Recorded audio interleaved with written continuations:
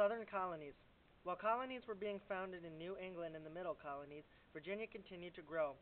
Several other colonies were founded near Virginia on the rich lands of the South. In 1632, Cecilius Calvert, who was also known as Lord Baltimore, founded Maryland. He wanted to establish a colony where Catholics could worship freely.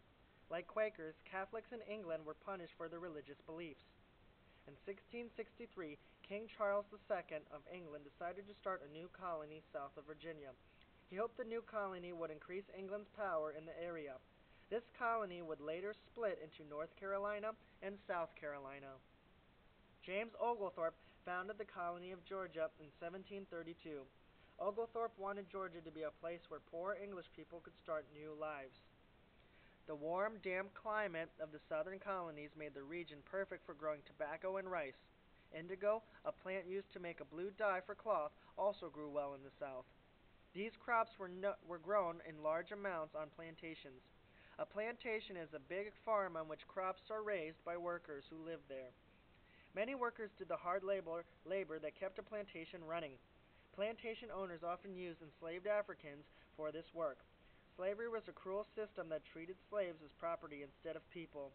Although enslaved Africans lived in all the English colonies, most were in the southern colonies. The South was known for its large plantations, but small farms were much more common. Most southern colonists lived on family farms with few slaves or none at all. The beginnings of democracy. Main idea. Many of the colonies had some form of democratic government. Settlers throughout the English colonies believed in self-government. Self-government happens when a group of people make laws for themselves. In 1619, Virginia colonists formed the House of Burgesses. The House of Burgesses was the first representative government in the English colonies. In a representative government, voters elect people to run the government. In Massachusetts, Pilgrims signed the Mayflower Compact in 1620.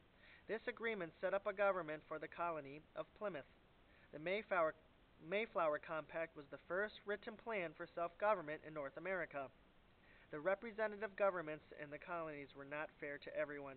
Only men who owned property could vote. Even so, colonists had more control over their governments than most people in Europe. The idea of self-government is one of the essential characteristics of American democracy.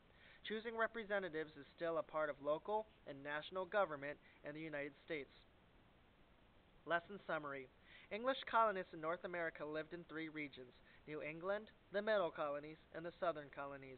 The climate and natural resources of each region helped to determine the way of life for colonists living there.